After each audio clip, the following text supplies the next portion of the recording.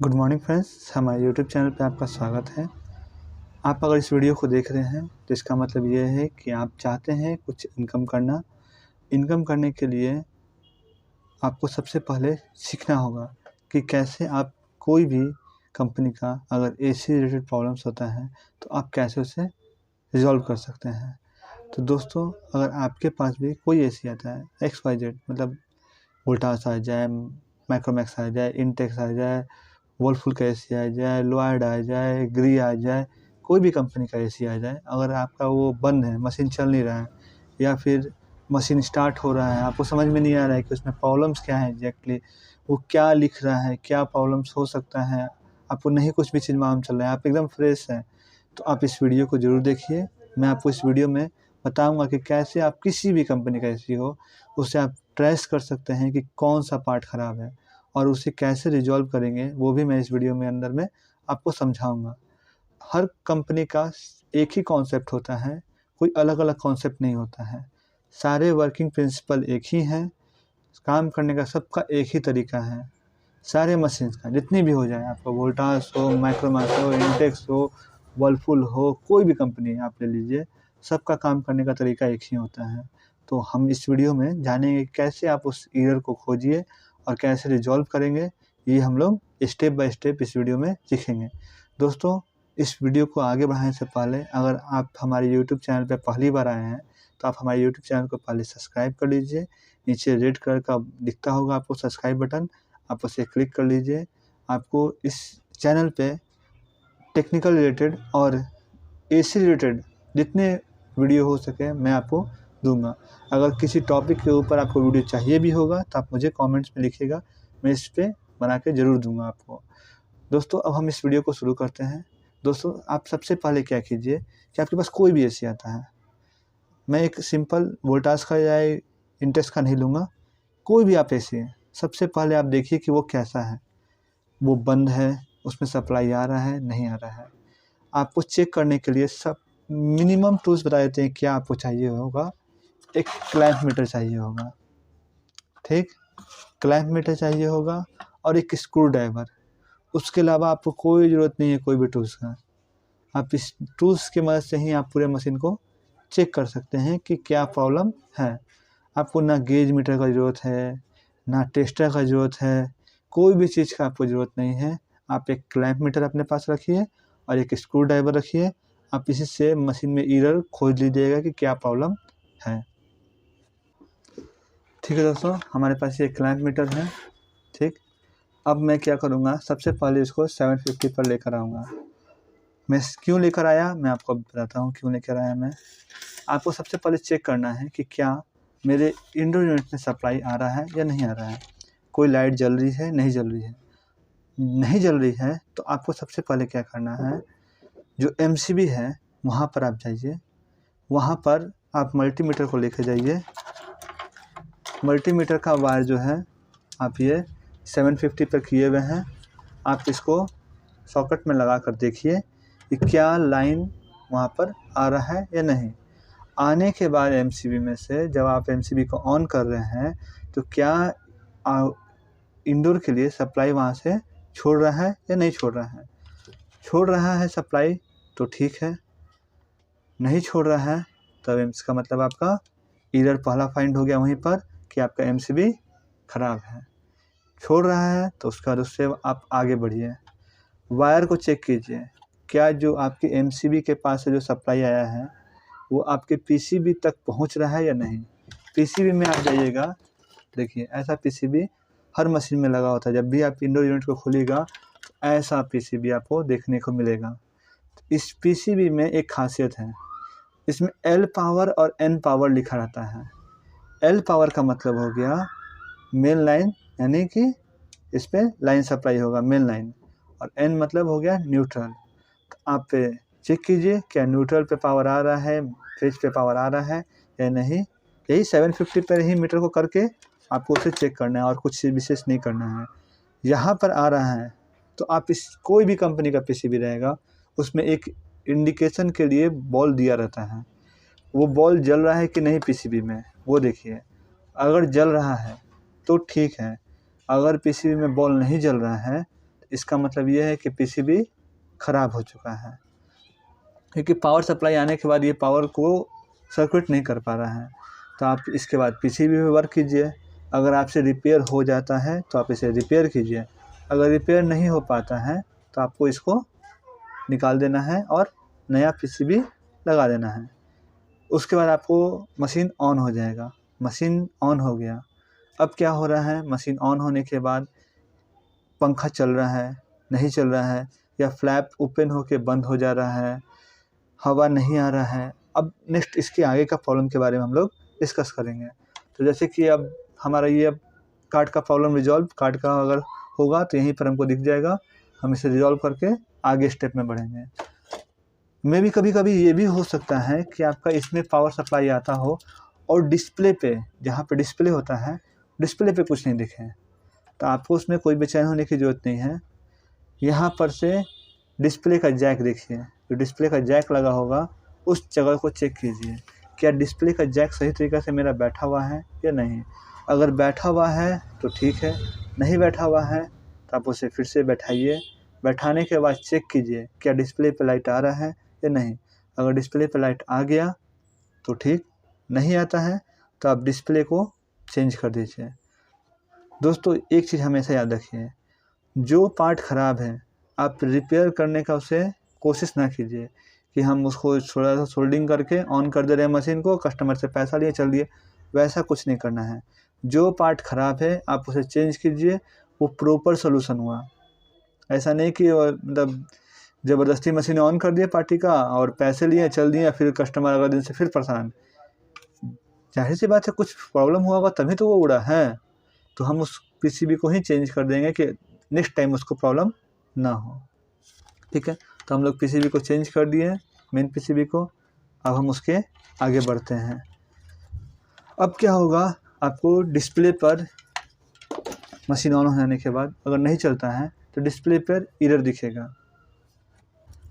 अब मैं outdoor unit या फिर इंडोर यूनिट पर एरर खोजने का कोशिश करूँगा। कुछ मशीन्स के रिमोट के ऊपर एरर शो करता है और कुछ मशीन के बॉडी के ऊपर एरर शो करता है। रिमोट पे शो करने वाला, आप रिमोट को जैसे ही बटन दबाइएगा आपको यहाँ पर डिस्प्ले पे एरर दिख जाएगा।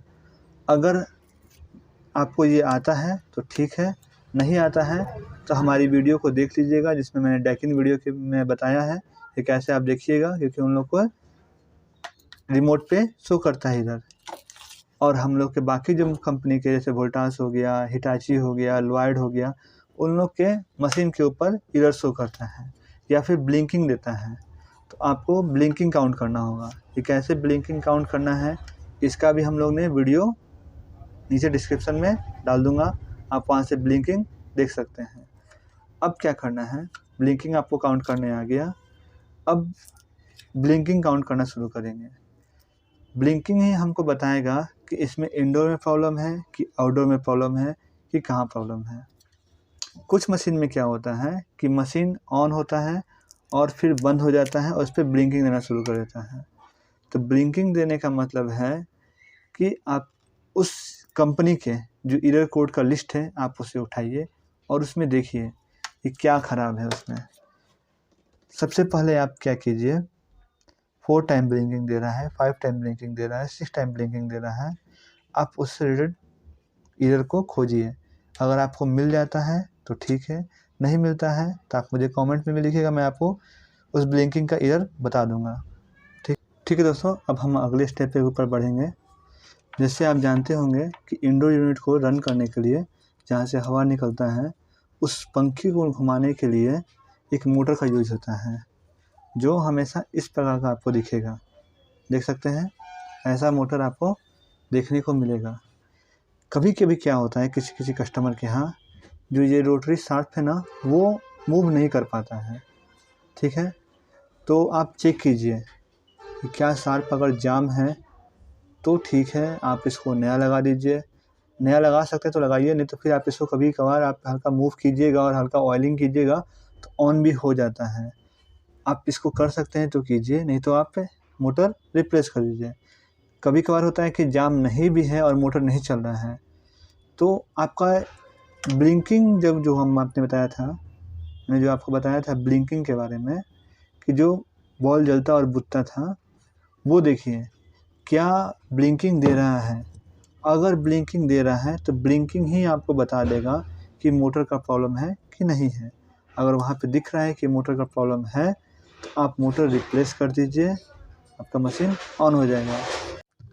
कभी कभी क्या होता है कि मोटर का वायर भी कटा होता है, तो आप इसे दोबारा जोड़ सकते हैं, इसमें कोई इशू नहीं होने वाली है। आपको जोड़ने के बाद आप जोड़ दीजिए, मशीन उससे भी ऑन हो जाएगा। अब नेक्स्ट स्टेप के ऊपर बढ़ते हैं।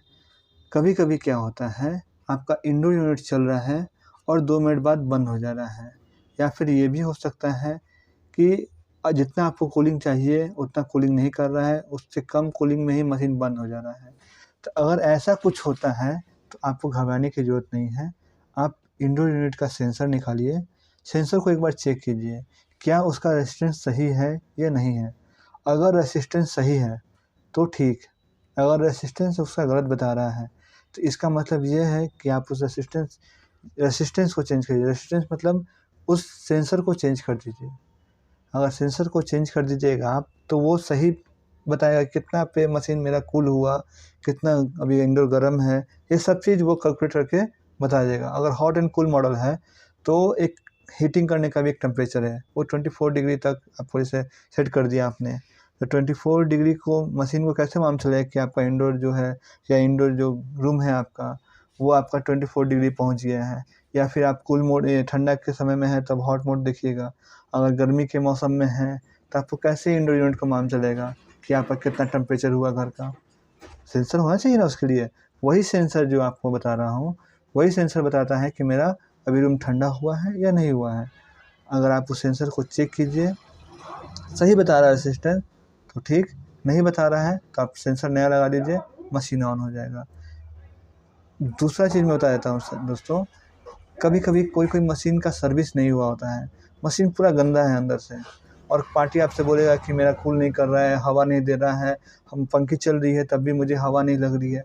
ऐसा कोई अगर बोलता है तो सबसे पहले आप पे क्लैंप मीटर लीजिए। क्लैंप मीटर लेने के बाद आउटडोर यूनिट पे चल जाइए आप। आउटडोर यूनिट पे जाने के बाद एम्पियर पे सेट कीजिए, एम्पियर पे सेट कीजिए, और हर आउटडोर यूनिट पे एक स्टिकर लगा होता है, उस पर आपको 6.5, 7, 8, 9, 9A ऐसे करके लिखा होगा, और एम्पेयर लिखा होगा, एम्पेयर इक्वल टू इतना। देखिए उसमें कितना एम्पेयर लिखा हुआ है, जितना एम्पेयर लिखा हुआ है उतना इस डिस्प्ले में आ रहा है या नहीं। जैसे अगर वहाँ पे 10 लिखा हुआ है तो इस कम से कम दोस्तों 7, 6, 8 तक आ जाना चाहिए। 8 तक आता है तो मशीन ठीक है, कोई दिक्कत नहीं है। अगर उससे कम आता है तो इसके आगे हम डिस्कस करेंगे उसके ऊपर, अभी हम लोग डिस्कस कर रहे हैं इस पर।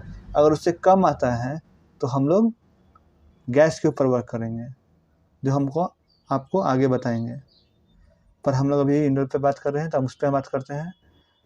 कम है तो छोड़ दीजिए, अगर ज़्यादा है, सही बता रहा है आपका परफेक्ट, तो आप इंडोर यूनिट पे जाइए, वहाँ पे जाके कॉइल को चेक कीजिए, क्या कॉइल मेरा अच्छे तरीके से साफ़ है या नहीं साफ़ है।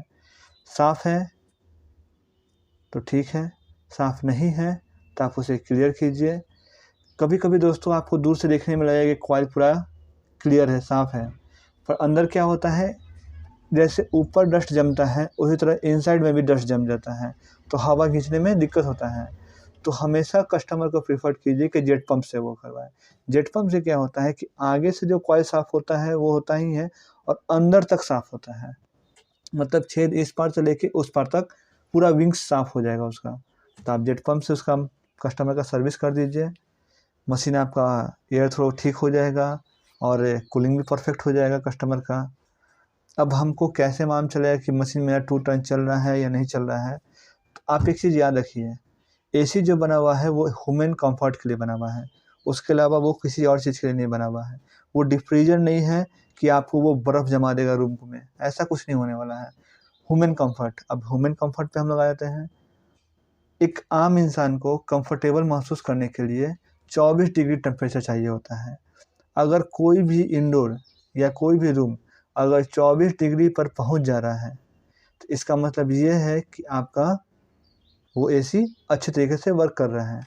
अगर 24 डिग्री से ऊपर है, 28 डिग्री, 30 डिग्री है, तो यानी कि प्रॉब्लम है। अब ये 30 डिग्री पहुंच रहा है तो ऐसा नहीं कि अब 10 बाई 12 का रूम है और आप 1 टन का एसी लगा लिया और कहिए कि मेरा नहीं पहुंच रहा है, वूमेन कंफर्ट नहीं है, तो ऐसा नहीं होने वाला है। कैपेसिटी देखिए मशीन का, जैसे 10 बाई 10 का रूम है तो आपको 1 टन का एसी लीजिएगा, वो आपका मशीन उसको उस टेम्परेचर पे लेते आएगी रूम को। 10 बाई 12 का है तो आप 1.5 टन लीजिए। उससे बड़ा है, जैसे आपका एरिया बढ़ते जाएगा स्क्वायर फीट में, वैसे आप पे बड़ा एसी लीजिए, बड़ा कैपेसिटी का।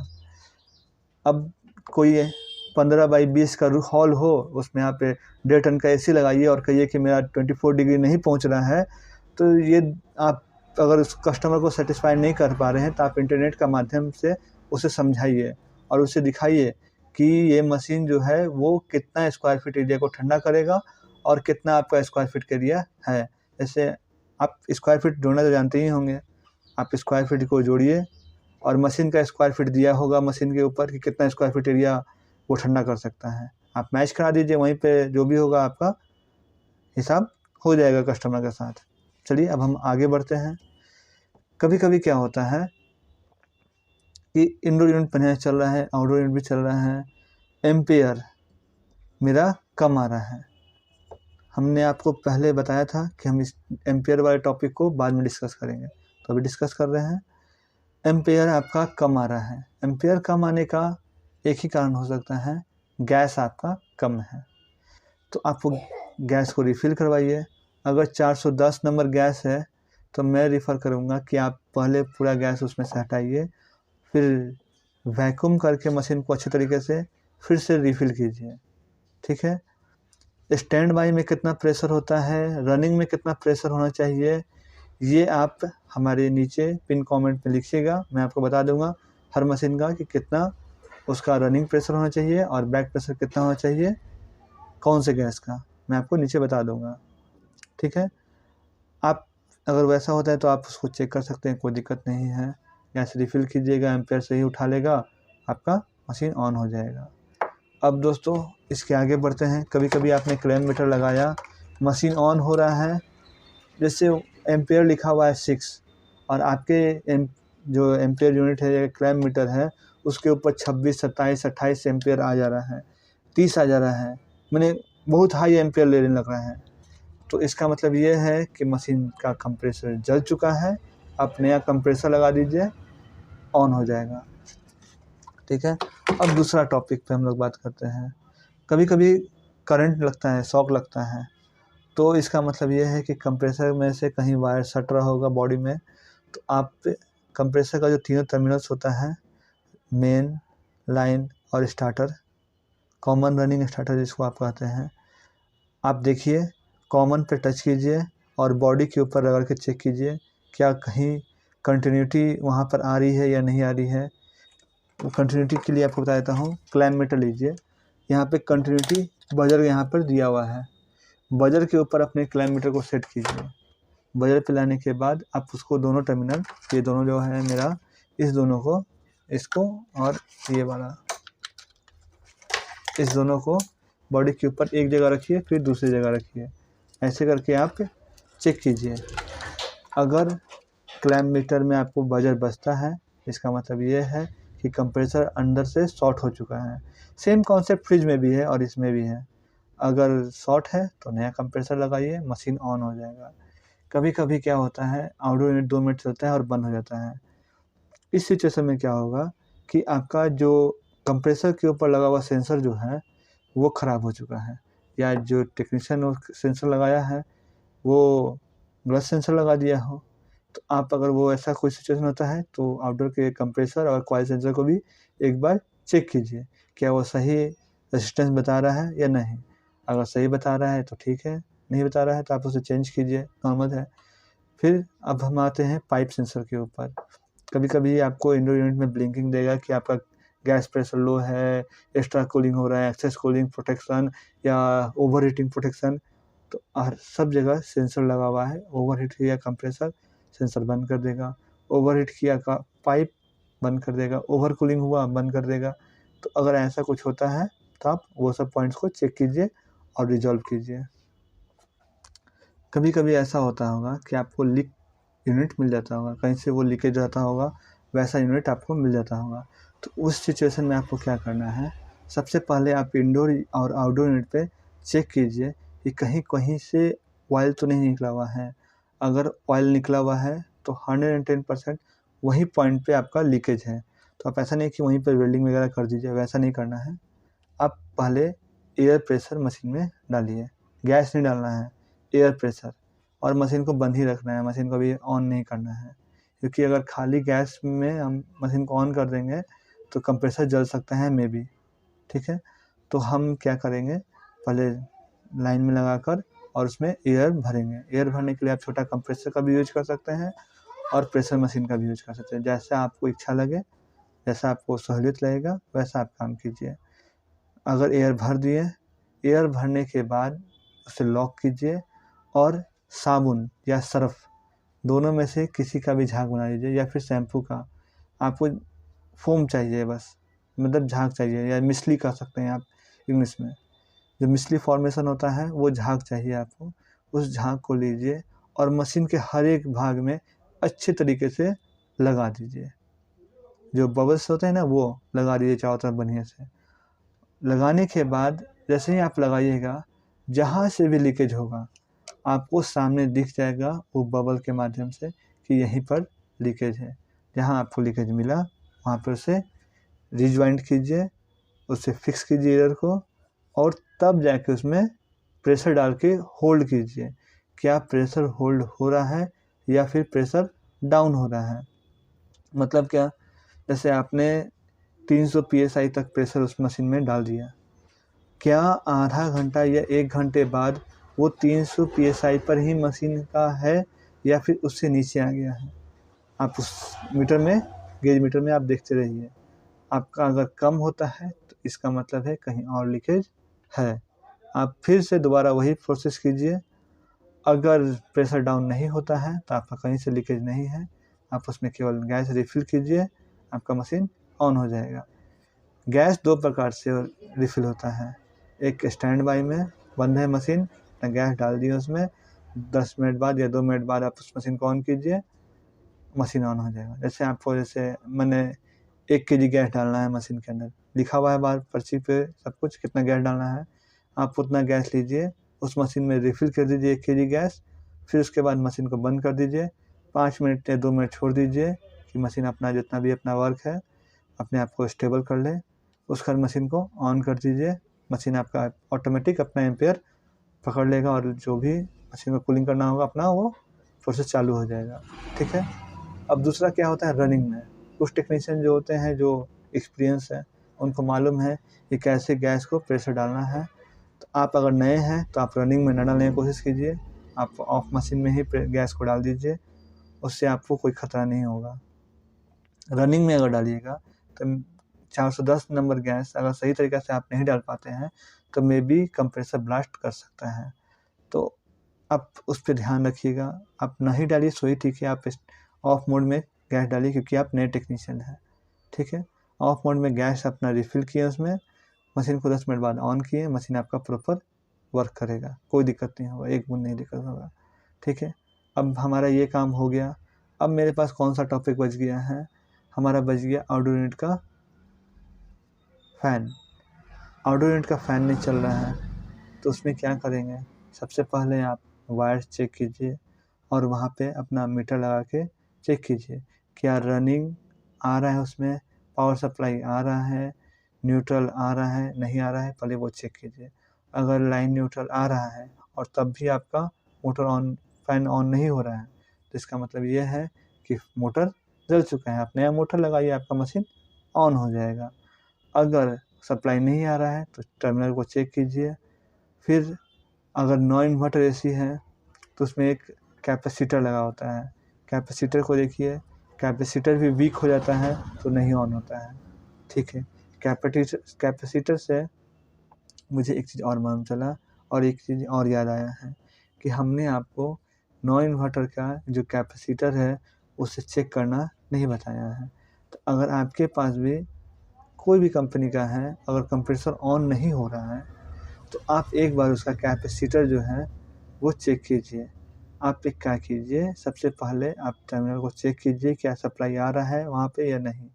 आने के बाद आपका आउटडोर यूनिट को ऑन हो रहा है या नहीं। अगर हो नहीं रहा है तो कैपेसिटर को एक बार रिप्लेस करके देखिए, मे बी हो सकता है कैपेसिटर वीक हो गया हो, तो आपका वो प्रॉब्लम हो सकता है। ठीक है, आप नया कैपेसिटर लगाइएगा, आपका मशीन ऑन हो जाएगा। अब मुझे नहीं लगता है कि कोई भी आपको पॉइंट्स बचा होगा इस पूरे वीडियो में। हाँ, एक पॉइंट बच गया है और आपका फ्लैप का, जो एयर डिस्ट्रीब्यूशन करता है। एयर डिस्ट्रीब्यूशन करने वाला जो फ्लैप होता है, कभी-कभी वो जाम हो जाता है। तो जाम होने का दोस्तों कोई कारण नहीं होता है। बस देखिए कहीं उसमें डस्ट जम गया होगा या फिर कस्टमर उसको निकाला होगा और बीच में जो लॉक के साथ बगल में जो एरिया दिया होता है उसको रिफ़िल करने के लिए एक हल्का-सा ये क्या कहते हैं उसको, प्लास्टिक का पार्ट होता है, जो फ़ैन के और बॉडी के बीच में वो लगा होता है।